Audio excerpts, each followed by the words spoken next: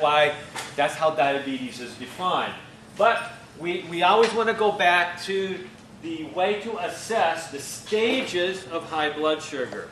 And so diabetes is the fifth stage of high blood sugar, at which point now it has become so high, that fasting blood sugar has become so elevated, 126 or higher, that now that's definitely diabetes.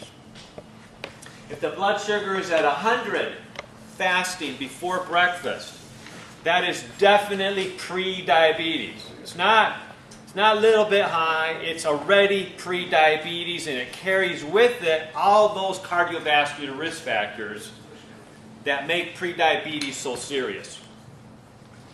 And then the 2-hour blood sugar, once it hits 140 after the beginning of a meal, after the beginning of any snack, that 140 plus blood sugar means there's definitely pre-diabetes. Even if your pre-meal, even if your fasting blood sugar is 85, which is just about right, if your 2-hour reading is 140, you have pre-diabetes. The after-meal blood sugars are far more critical to our health than the before-meal blood sugars, generally speaking.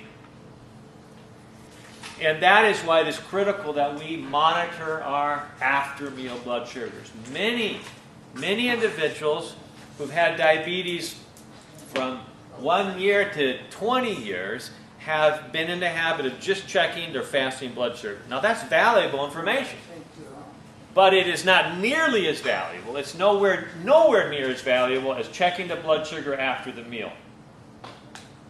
And so I encourage you to use the standard 2 hours after the beginning of the meal. If you have pre-diabetes, use 1 hour after the meal. If your diabetes is getting better and better and better, and your 2-hour blood sugars start getting closer to 120, 110, then switch to 1 hour, because 1 hour is going to be more sensitive for you. But always write in your book, where you're monitoring, where you're logging the information, always write whether it's a 2 or a 1. Or if your standard is 2, just leave it. But if you check it at any other time, write down the difference so you can compare effectively.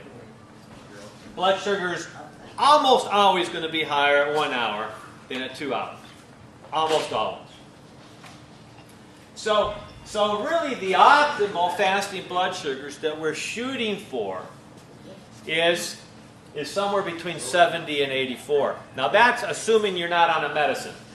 If you're on some medicine, you don't want to be shooting for optimal. You just want to be shooting for getting under stage 3, under the 100 fasting blood sugar or pre-meal blood sugar, and under the 140. That's what you want to shoot for if you're on medicines. Of course, the better you do while on medicines, that means we got to do what? We got to start cutting back on your medicines. That's a good thing.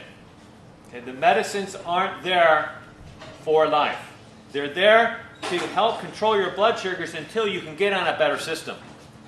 That's really the way it should be. Until you get on a better system that works, dealing with the actual cause of the problem, and not just forcing your body to handle the blood sugar more effectively. Because that doesn't work long term.